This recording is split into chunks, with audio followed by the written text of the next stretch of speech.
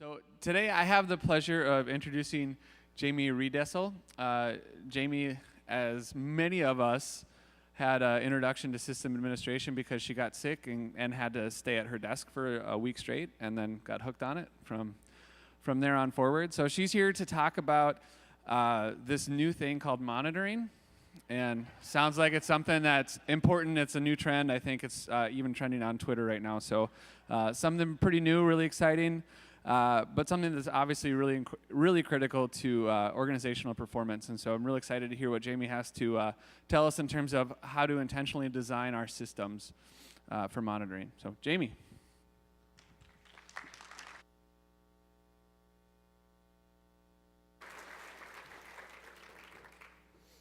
Hello, Minneapolis. I'm here today to talk to you about intentional design for your monitoring systems. I'm a DevOps engineer who's working currently for HelloSign. I've been all over the place, spent 7 years working for the city of St. Paul, doing a lot of things there, worked Y2K and a few other things. So I've been at this a while. But the thing about intentional is that so much of our monitoring isn't. It's accidental or it's completely organic. Some disaster comes along and we decide we need to add some monitorable or alarm to catch that one case and never look back again.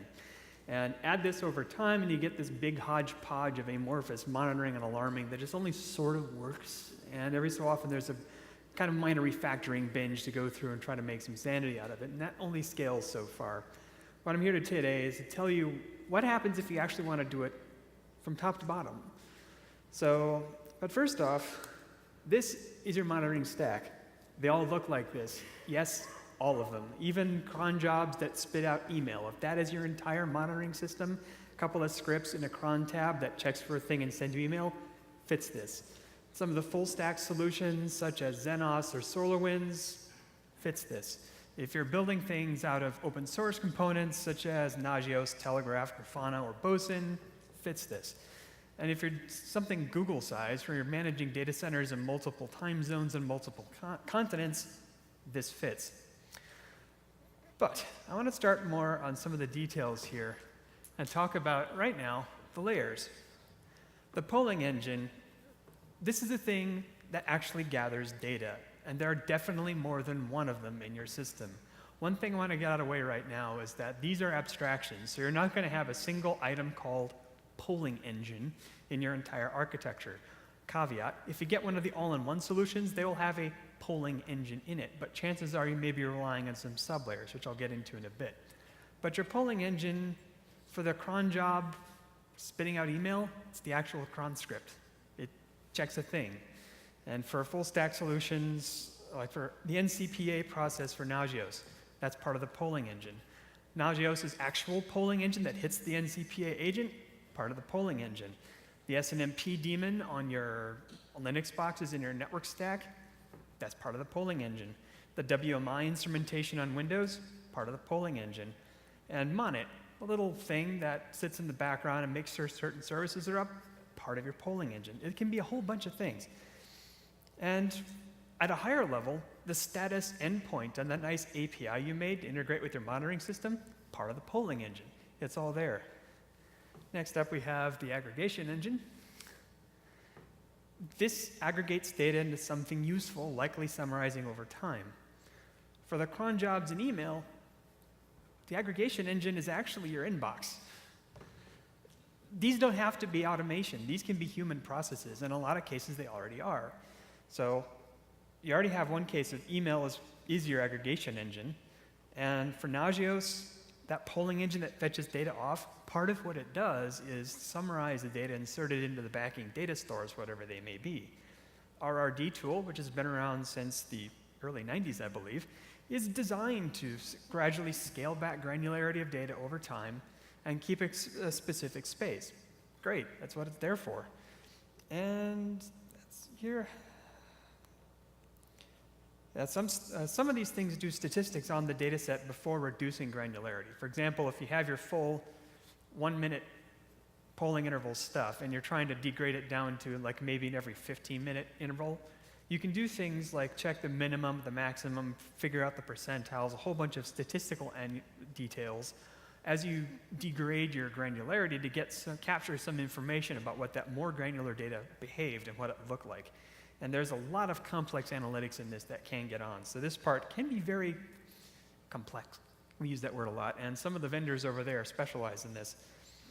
Next up, we have ourselves the alerting engine. This is where a lot of us live, and a lot of us have a lot of pain, because that's the thing that makes the cell phones go bingle, and this is, frankly, what bothers humans. And there may be very sophisticated analytics here, or simple if-then statements. For that cron tabs and email thing that I keep talking about, the script itself will actually fire off an email. Or maybe it'll curl an endpoint somewhere to fire off a PagerDuty thing. That works too. And Nagios, great at sending email. Everything is good at sending email. And you can use email to send to SMS gateways. And a lot of these things have a way to shell out to exec scripts to hit REST endpoints to trigger off other automation to go bother humans, however humans want to be bothered, because we do want to be bothered at some point. Not all the time, we're getting to that. Next up is our reporting engine. This produces for reports that are not used in alerts and are typically used for long-term trends, typically for capacity analysis and growth tracking. It can be part of an overall big data architecture, quite frankly. A lot of the information coming out of your monitoring system can be used to support business intelligence and business processes. Nicole mentioned this morning. This kind of data can be used. And it's not just for us. It can be used by the whole company. And the reporting engine is where a lot of decision makers will interface with your monitoring system. They're not going to be on the on-call schedule, no. But they will be there for looking at reports and seeing how everything is reporting. And next up, I'm going to move on to the API, the user interface, because this is how humans interact with the whole system. And there's one thing I definitely want to say here is that a monitoring system with a bad interface is a bad monitoring system. I will repeat that again. A monitoring system with a bad interface is a bad monitoring system. Here's a case in point. At a previous company of mine, the monitoring system we had when we first started that no one liked required these steps to actually get to it. First step, log into the SSL VPN, which allowed you to RDP into a Windows box where you launched another browser to log into a website with an authentication that wasn't tied into anything else. 5 steps from phone goes off to see what's going on. No one did this. In an operations group of about 80 people, maybe 3 of us were in there regularly, and none of us actually hit it after hours because it's so painful to go in there. There's a reason we got rid of this system. And the interface itself was written in programmer, not written in somewhat technical person. So design was a very important thing that this system was lacking. So UX is the thing that you definitely need to pay attention to here. And the next step I want to talk about here is API, because you can do some very fun things with API on your monitoring system. But first and foremost, use this for building feedback loops and actually maintain the entire system. For example, that cron tabs and email system, you may think it doesn't have an API, but it probably does. The Puppet or Chef or configuration management process that's pushing that cron tab, that's your API. That's probably represented in Git somewhere. It's there. It just isn't labeled API, but that's the kind of thing used to manage the whole system. But you can also use this to build feedback loops. Same job that I was at. After we refactored the monitoring system to actually be less painful, we were having a heck of a time with the down server alarm. The problem, we definitely needed to be told about down servers because that's the kind of thing that would trigger support calls. But the problem was we hadn't done sufficient analysis to see how often do servers go down and how often do we actually care about it. And because of this, the failure mode here was that people would get authorization from a customer to reboot a node. So they'd reboot the node, and we'd get the down server alarm, and we'd ask what happened, and they say that was a customer reboot. Okay. And the problem, what happened was we became desensitized to the down server alarm, because there was always somebody rebooting someone, that we missed something. And this happened a few times. Something big went down, and we didn't catch it. And our management was very clear that we should be paying attention to all of these alarms, and they're always very important, and you should pay attention to these. And for the next week we did, and then we realized it was always someone rebooting something, and we just stopped paying attention to it. The management fix to this was to create an email list. Anytime someone's going to reboot a server, normally send it to the down server alarm list saying, I'm rebooting a thing because of normal. And that way, if someone sees the alarm, they can go check their email and say, okay, this is normal, no worries, I don't have to worry about that. Seems great, except. And the problem there was, it was still, it's down server, check email, oh, it's a reboot. 2 weeks later, down server, it's probably a reboot. Don't even check the email. And management came back and started yelling at us again for missing these things. So what I did is I created an init script for our Red Hat infrastructure, and on shutdown, what it did is it levered the API to say, if I'm doing a normal shutdown, someone dash shutdown dash R, now it's probably intentional. It automatically snoozed that alarm. And on startup, for 15 minutes, that timeout is incredibly important. And on there you really, this is a thing. And we caught things because things went down and didn't come up again, and suddenly it went boing, and then we had to go pay attention to it. But on startup, it also logged into that same API endpoint and unsnoozed itself. So that way, if someone did a normal reboot, they could just do a reboot on the box and no one would get told about it. Taking the humans out of that automation made this alarm something we actually cared about, which is incredibly amazing. So API, very nice. The next thing I want to talk about here is this nice long slab on the side called the policy engine that touches all levels of this chart. And this is the layer where all the business logic is encoded. So on the policy engine, the policy engine drives the polling engine and tells it how often to hit things. Is it every 10 seconds, every 1 minute, 2 minute, 5 minute, 10 minutes, or once a day for whatever things? That's where that is encoded.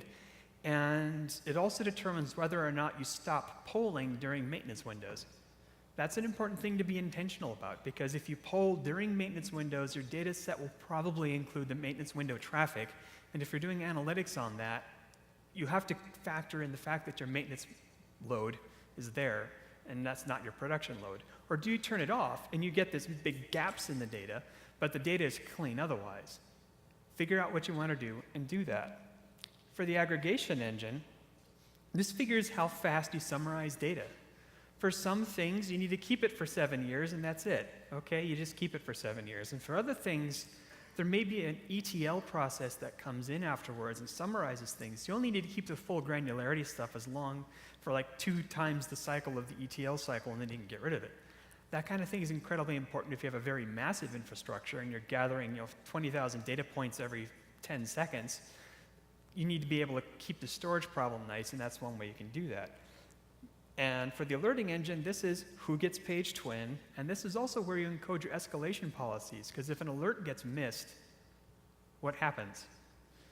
The next day, they get yelled at by their boss, probably, we know that, but does the actual alert escalate to someone else who's not expecting to be paged, but when they do, hell will rain down. So yes, this is where you code that in. Also, automatic remediation versus human remediation. Some alarms can be fixed by human login, push a button.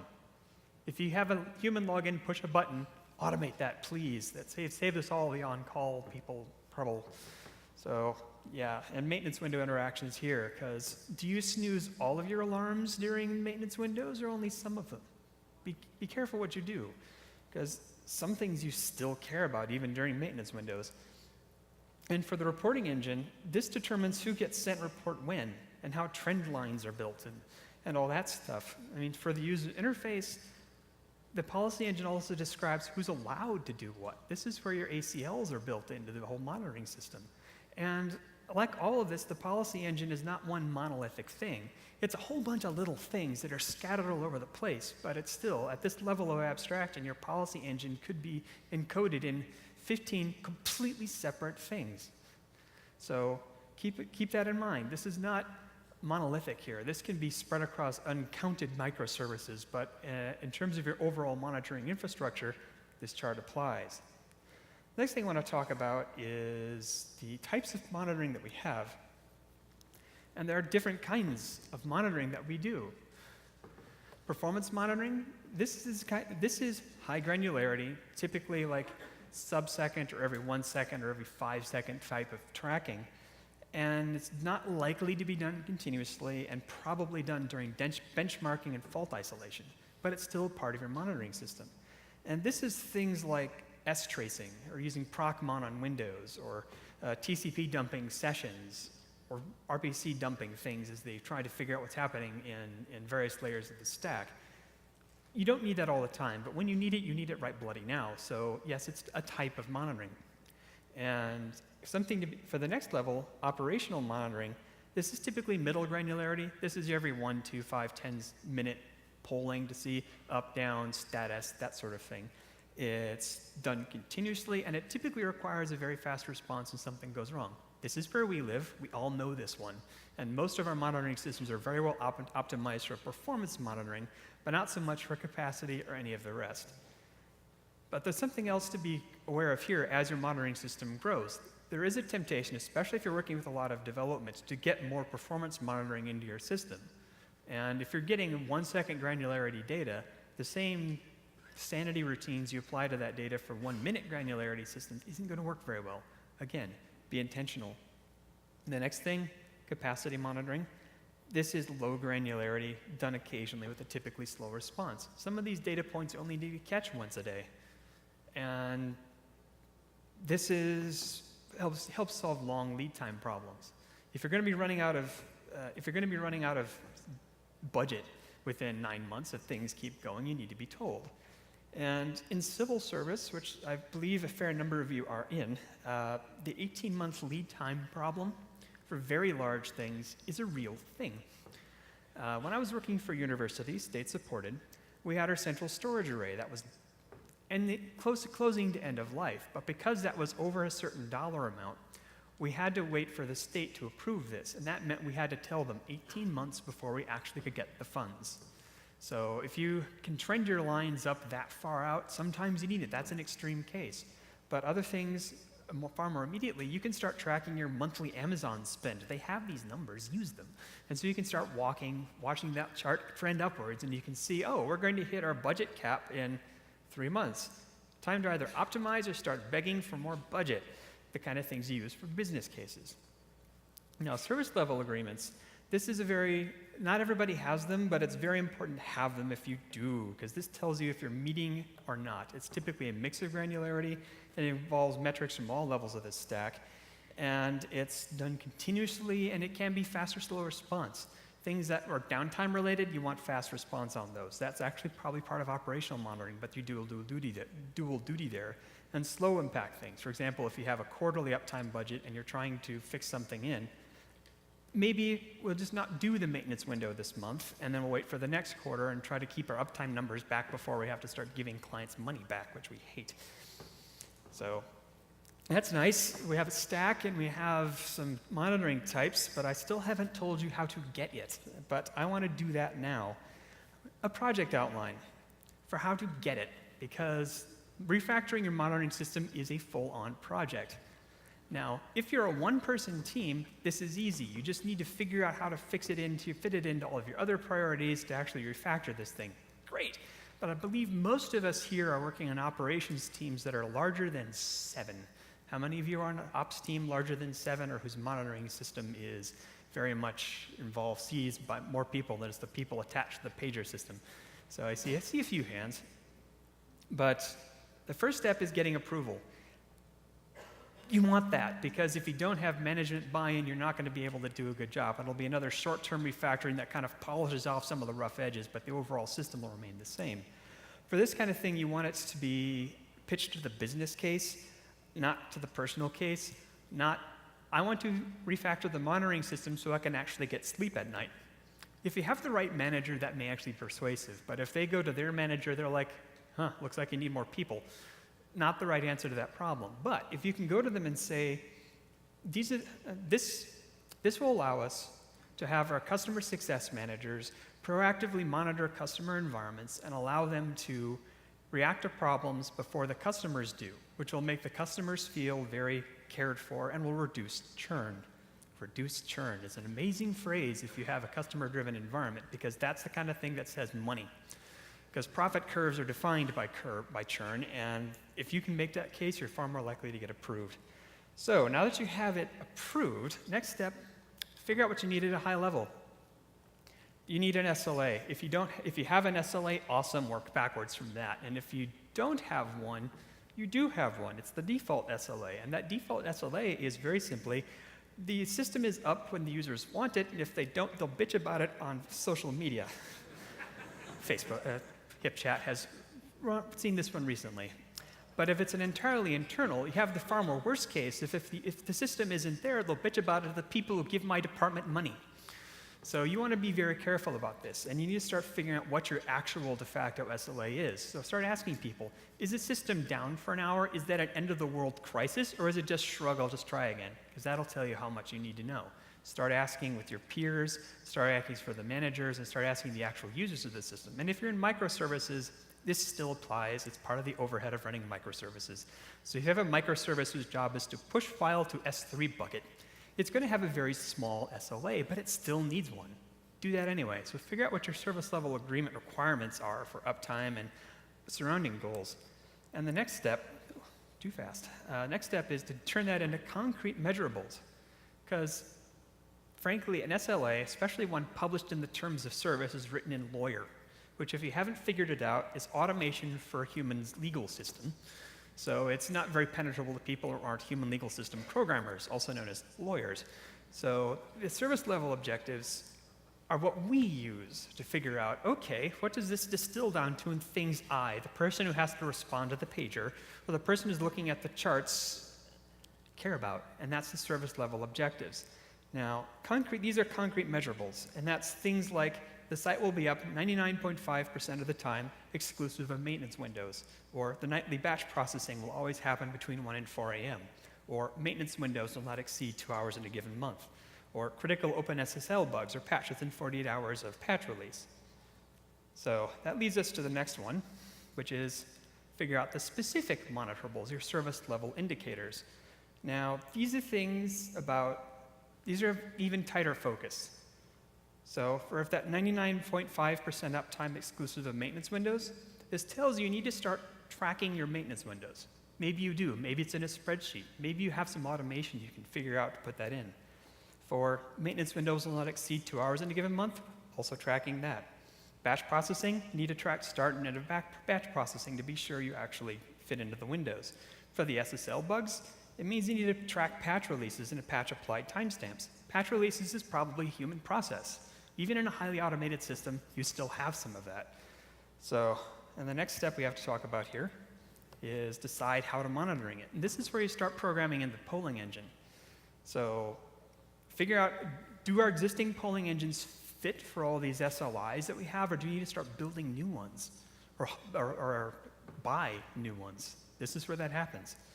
And as you go through this, this is one of the nice things that can happen, is you look at your existing system and you realize, you know what, these SLIs say, I don't care about a whole bunch of alerts you've been bothered with for the past year. I can turn those off right now.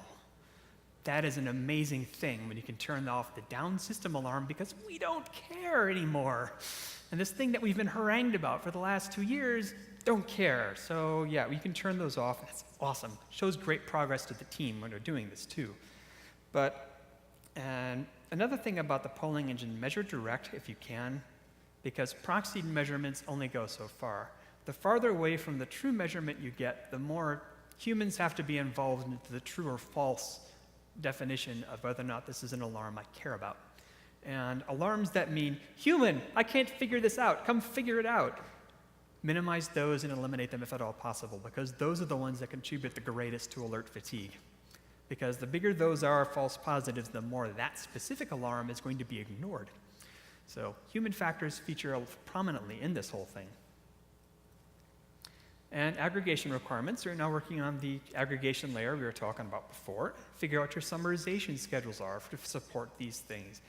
Your SLA reports, when you eventually get to writing them, how much detail do they need and what sort of stats do they need? This is when you start figuring that out. And the next step, which is near and dear to our hearts, defining alerts, which is operational monitoring for the most part. Figure out who needs to know what, when, and how. If you're a one-person shop, this is easy peasy. You know what you want, and you need to do that. If you're on a small operations team, 3 or 5 people who all work on the same team, you have a nice group culture, you can figure that out pretty quickly. But if you have a large operational structure, or you're trying to expand it to groups that have never been in the monitoring system before, that's when an interesting thing happens, because they want different things. For us in ops, we typically like our alerts to be small, can fit on the lock screen on your phone, so you can take a quick glance at that in the movie theater and say, do I need to leave this movie to deal with this, or can I wait till the credits before I have my day interrupted? Whereas the people who are not used to monitoring or only get it once or twice a week are more likely to want full HTML emails with a big verbose description of what the problem is and the full text or the runbook to solve it in the email. Be able to support both when you start defining your alerts. Don't be dictators and say, you must fit all detail within 120 characters. No, that's just ops. So be inclusive on this one. And also make sure that alerts are specifically actionable too, because alerts that call for humans to figure it out are bad alerts, quite frankly, so avoid them. Next up we have report definition. This is when you start defining the capacity in SLA reports. At this point, we circle back to level 1 and 2 and figure out what we need to know and when we need to know it to figure out, are we passing SLA for this service? And you start writing those reports. And you start writing other reports for capacity tracking. Are we going to run out of disk space in the critical disk volumes now, or are we going to run out of disk space far enough down that we can respond to it? And it's a very important thing, but it's the kind of thing a lot of us don't pay attention to, because this is where the business starts integrating with the monitoring system, especially if they haven't done it before. We can be a blind spot on that one. So if you're on the project that is involved with this, and I hope you are because you're here, and start involving your business analysts in this, because they'll see that. And if you have big data people in your company whose job it is to crunch, for example, transactional data coming off of the website, they may well like to cross-reference transactional data with load on the back end and see how marketing campaigns impact the load curve. That's interesting data to a BI person, not us though. So it's useful to share it out and expand the capacity. Now, the next step is one that we miss, because at this point you're pretty much done, and that's periodic review. When we did the refactoring project to replace that very old system that was very bad, we went through, we started setting up alerts for people, we wrote reports for things, and we waited 3 months, and it came back to these departments and said, okay, it's been 3 months, we've set up a bunch of alerts for you, how's that working for you? And they came back and said, you know, these two that we've said were absolutely critical, turns out we don't actually care about that. They're proxied alerts or some other problem. Can we monitor this other thing? And we work with them and we set up those alarms, and then we start refining some of the alert formats, and it goes back and forth. And that was an incredibly empowering thing for these departments who've never had that sort of service coming out of what was seen as an operations group before. It's kind of cool, kind of DevOpsy. So it was very important. And the one thing I do want to close out on is post-incident review questions, because this is part of periodic review that is not periodic, it's incidental. So when something big falls on its head, these are 4 questions you want to be able to ask during that particular review question. Did the monitoring see the problem at all? Very important question. And sometimes it does. And did it react to the monitoring system or the humans? A lot of times the monitoring system did catch whatever it was, but the policies in place didn't surface that detail up to the humans will notice it later. So the next question is it worth our time to catch this problem in the monitoring system for those cases when it doesn't? Sometimes they're true flukes. For example, if the power conditioner at the data center blew up, which is one of those once every 20 years events, do we need to start monitoring the power conditioner in the data center, or just want to bundle that into our overall business risk management strategy? Fine, okay. Other things we do care about. And the 4th question I want to talk about is, what changes do we need to make, including to alerts, to deal with this in the future? So now that we've identified what we knew, when we knew it, we now need to decide how do we change this? And this is where revisions to alarms come in, revisions to polling intervals come in, or maybe you need a new polling engine to capture a new data point that we didn't realize as part of our service level agreement in SLI data, but actually ends up because we didn't have full understanding of this complex system we're running. Because that is the theme running underneath all of what we do. The bigger the system, the less likely one person will be able to understand the full complexity of it. And that person is still probably wrong. So as more edge cases are probed by users and the environment, we learn more about how our system can fail and what we need to know. And this can also prompt further discussions like you do in these post-incident questions, like how can we change our architecture to not do this again? I mean, that's still going to happen, but this is the one that's definitely related to the monitoring system. So this is our intentional monitoring, and I hope you've learned a lot, and we'll take it home and make your lives easier. Thank you.